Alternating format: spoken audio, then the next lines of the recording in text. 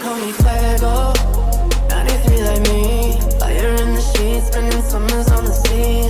Quedo, she throw away home. Bev Hill life on Rodeo. Obviously leaving 303, bringing on Oldless and Nikos. Oldless found his groove very quickly towards the middle round parts of the group stages. Nikos now basically on track with everybody else. So, I said this yesterday. I was expecting Honey Badger and the gas cans to do great things. They're just popping off way, way faster than I thought that they would. Well, they're also kind of creating their own independent meta. Whenever we look at how gas cans plays towards the later stages of the game, it's very different than a lot of the other teams. A lot more aggressive and in your face. We usually see like a more defensive firing line kind of setup. That's what we've seen from teams like Soniqs, Shoot to Kill, Oath to a certain degree as well. Oath a little bit more on the aggressive side of that. But now as we're looking, we got the overall leaderboard that's pretty close now. And again, a lot of that due to the work that Oath put in yesterday. Or do you think that they're going to be able to continue their trend moving into today of just carrying over that momentum that they were just building up slowly and steadily more and more throughout yesterday's matches? Hardships have a nice little split here, but Hella is in the process of getting a hella good flank on top of Hardships here, but it looks like they've been spotted out. Oh, the zone's coming in right back behind them. Ship's going to go back down towards the south, so those that are favoring towards the center are going to have a little bit to work with. You can see that Duel and Soniqs are starting to bump into each other. Hardships now find themselves not inside the safe zone with Fable trying to find some type of approach. Quick shots coming out from both sides of this as Lobes is going to get a little bit of an angle back over towards Axete. But Chuba's gone down as well. Rip just walks right up the hillside, takes down Lobes. J-Sank now finding himself in a very difficult position, trying to figure out if he needs to firmly retreat, take a defensive point, or maybe just entirely leave this position. He knows he's not inside the safe zone, so it looks like he's trying to get as much space, using the longhouse to try to buy more distance and a safe corridor to try to get away from this, and maybe making his eyes back over towards another vehicle. Meanwhile, on the other side of this, you can see it's going to be Duel posting up right next to Soniqs. And a little bit of an angle coming through. Molotov's going to come out, force Wooly to reposition. Pentalo goes down, and this is turning up to be Soniqs very quickly. 2 downs and a flush. Just absolutely decimate the other side with Duel, who have to be extremely careful. Now just playing along the hillside. They only have 2 members up and available, and Soniqs knows exactly where they are. Duel a little bit split up when they was trying to get as much information as they can. You can see the terrain that they're working with. They were trying to take high grounds on all these hills. But Fable's running an aggressive split along that hillside. Now the Yo-Yo flips back down towards the south, and these teams over in the north are going to have to figure out some way to make this work. Oh, that is bad. Reload goes down, trying to creep up and get a little bit more information, and is a combination of shots raining back over towards his positioning. Oath is now being forced to play down inside of this low positioning that they're trying to cling to, and they know that this is a problem. That the longer they stay here, they're going to find themselves with too many angles that are just undefensible. That hillside back behind them giving them a lot of worry. Shoot to Kill feeling a similar problem. Going to go ahead and start to send their way right up along the north. But the problem is you're going to see One Eye Open coming up back behind him at the exact same time Zenith is making their move. Everybody just jumps out of the car, starting to spray back over towards Zenith, but doesn't get a lot of damage off onto them. It's going to be ATC that's playing the hillside back behind this. As ATC starts to crest up back behind this, they're going to have great vision back into that low ground point that Shoot to Kill is playing from. Zenith also did manage to get a little bit of a foothold back over towards the top, but we can see that it's going to be T8 that's starting to make an aggressive play back over towards Zenith positioning as well. This is starting to turn very problematic for these teams that moved a little bit early and started to bump into each other, as there are just too many angles to try to contend with. And now you can see Shoot to Kill just kind of suffering from that. They don't know where to go. They've got smokes down, but they know they're in a little bit of a dip with near on no cover other than a tree and a couple of vehicles stacked up right next to each other. Now, while all of this is going on, when we can look at the leaderboard and things that are concerning it, obviously the most important thing, okay, Comet's going to go down to Dodge there as they finally get polished off. Adam, the last one remaining though, but Soniqs has just been absolutely vibing in this compound all by themselves. Only 2 kills, nobody really around them, but they're still 4 up heading into this the later part of the mid game here, and they have not had to deal with nearly as much nonsense as all these other teams. They haven't had to do with much rotation, so things going fantastic for Soniqs here so far. The geometry and the math pays off for them, but other teams kind of suffering from the way that the circles have been shifting right now. ATC do have themselves a hillside that they can kind of look at, but they know that they're probably going to have to move soon. They're trying to see if maybe they can get a little bit more harassment based off of it, using a little bit of lips that are coming out from the top of this hillside to see if they can get some damage off. There it is. They do have clean angles back over towards Shoot to Kill, going to go ahead and get Civ down from this. But Marsalek, if he plays a little bit down closer, maybe back down towards that tree, he might be able to get up in throwable range. Exactly what I was expecting to see out. Throw does come through. I don't know if the angle is good, but it does connect back over towards Purdy Curdy right as soon as they get the res off. Marcelik now knows that he's got the range and the angle to work with, and Shoot to Kill are in a little bit of trouble. The only bright side onto this is it's going to be T8 that is swooping in back behind ATC from this moment, trying to take a couple of shots back over towards him, and it's going to pull everybody that was looking back over towards Shoot to Kill back on this other angle, but it's going to be a quick feast coming up for ATC as T8 severely regrets making that move over. I mean, I see what I get what the thought was. They got the opening down. Steezy had the bike, decided to send it to try to maybe get the flush and win the 1v1, but in the end, he just doesn't win it. And now M1me just trying to stay alive through the smoke. And like you said, that's going to do great things for STK. They're able to get all their reses back up. ATC still has that high ground to work with, but you can see the circle has popped, and they're going to have to move here eventually. But I mean, pretty much everybody here is going to have to move here eventually, right? STK, Zenith, T8, all still outside of this. SDK is right on the edge of it. They might be able to use a little bit of their hillside, but that would put them terribly close to Zenith, which is what they're trying to avoid at the time. The real problem comes into ATC's movements. They really wanted to remove Shoot to Kill from a position so that way they'd have a clear rotation point from this. Or just seeing if maybe he can connect onto it. Aguila making a little bit more of an aggressive play, trying to get the vehicle back down the hillside. Grenades are going to connect with a little bit of damage, but it's going to be Civ that comes up with a big shot back over towards Marcelik to buy a little bit more time. Aguila did take damage in his rotation. While he did get to a position to try to assist his team, he still needs to make his way up the hillside, and Shoot to Kill knows exactly where he is.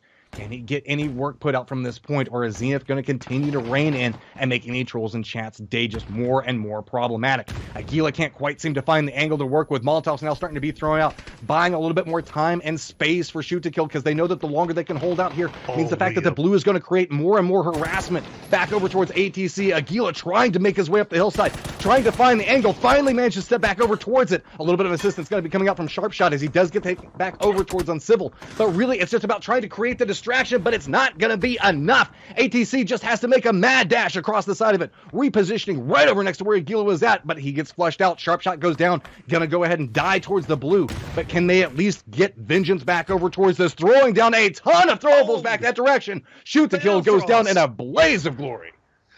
Balefrost picks up 2 kills off of that. Is Oath now finally getting involved, and they're going to come up over the top. See Norcus by himself. Perfect time to strike for Oath right there. And you also, at the end of the day, you had M1me, who was the unofficial 5th member of ATC, keeping them alive and wiping Zenith, while Zenith was absolutely destroying them on the other side. So Oath managing to come up in a big-time clutch here, but keep in mind, Gas Cans still 4 up. Soniqs still 4 up. Soniqs have 3 kills now. They still have that compound. As we get to the late game, our top 7, 16 alive. A lot of snakes out there, Batrim. Also, that reposition from Oath bought distance away from Gas Cans. New Circle's going to pop, favor back over towards Sonic's positioning, as well as the last 2 members for the Rumblers, and the last member, I believe, for Fabled right now, but it looks like that's not going to be too long, as Gas Cans running right along that point. It's just going to be a matter of spotting out the rat, and they do. Hexetti goes down, repositioning us back over towards 6 teams alive. Gas Cans should be fairly aware of how Oath repositioned just a second ago, and looked like they might be kind of setting up defenses based off of that. We talked about earlier the high ground versus low ground advantages. Gas Cans is going to have a beautiful positioning if they can manage to keep their numbers up from this point. The big problem that they have to contest with is the fact that Sonics are going to have vision on this point, as well as Oath shooting back up from that low ground position on the other angle. So it's just a matter of seeing if the fact that Gas Cans can survive the onslaught that's slowly coming their way. Oath now starting to reposition, hop inside of vehicles. Which direction are they going to opt into going to becomes the big question. Are they going to choose to contest back over towards Gas Cans, or just try to send it back along a similar path, maybe get to some safety? Looks like they're going to choose a little bit of both, as Balefrost does manage to find a way to get his vehicle into position. A couple of shots going to ring out, but not connect just quite enough. Finally, Pat Caps goes down, but there's an exchange as Nico goes down as well.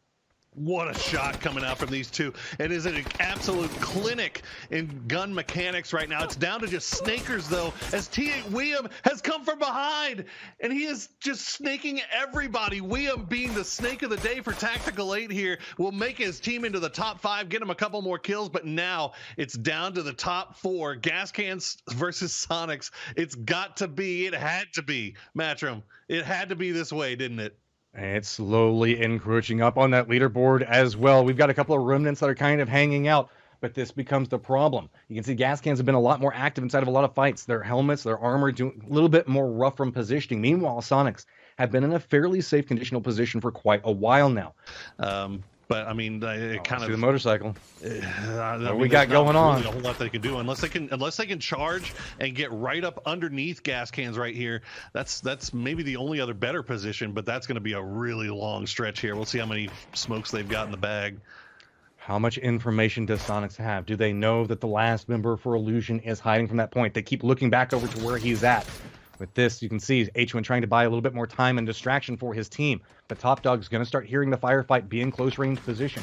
Is he going to try to go for some type of play off of it? Shrimzy looking back over towards the gas cans right now, trying to see if he can connect with a headshot. You can see the fact that their armor, their ammo, everything in good position, and they're trying to use those tools towards their advantage. Mind being a little bit more aggressive, stepping right up into the face of gas cans. This is a play taken straight out of gas can's own book. Move aggressively into him, be distracting, start throwing down things. Hwinn connects onto Oldless. This could start to be a little bit more of a problem for gas cans. They're going to have to opt into choosing if they want to go for this res. Nikos does connect. Run back over towards it, seeing if he's going to go for this res, but Shrimzy's still looking back down the hillside. Neither one wanting to move too aggressive just quite yet. Gas cans know that they have the high ground, and they want to try to abuse this, but slowly and steadily, they're starting to get more control, starting to come through. A little bit of a reposition coming out. Badger back down the low side. Top Dog looks like he's starting to get a little bit more mobile as well. Soniqs could find themselves in a pincered position before they know it. Toxic is going to go ahead and get the last touches over to Hwinn, who's been down for quite a while. But a couple of now tap shots going back and forth as this peak hillside is the key factor for it. You can see Shrimzy's trying to find the angle to work with, but it's just a constant peak battle back and forth. Nobody managing to quite get the advantage just yet. Each team kind of stacking slowly and steadily, becoming a cluster up on top of each other, while slowly and steadily Top Dog just creeps in right back behind the Soniqs. Finally, Tiggleton goes for his play, but doesn't go down, managing to make it to the hillside. Still had a frag grenade in his hand, too. It's not going to find anything. But now Top Dog will strike. He's going to find Nico's trying to cover the low ground. It's a 3v3. Shrimzy and Oldless trade back. It's a 2v2v1, Matcham.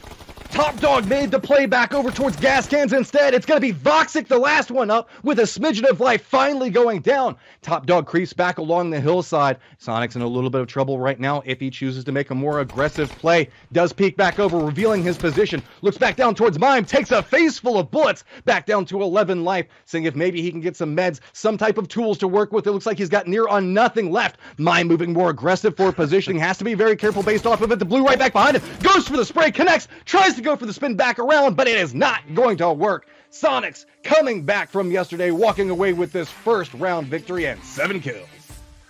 What a finish there. The Snakes making such a huge impact. It started off with Tactical 8 M1me being a huge influence on the ATC and STK fight. And then who would have thought Top Dog managing to make his way all the way to the very end. And he was the factor. I think he ended up getting 2 kills.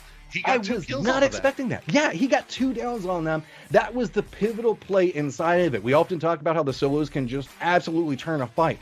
But he was just watching Soniqs for so long, I guess he felt the better option was to aggress against what he didn't know. And boy, he just absolutely demolished gas cans from that angle.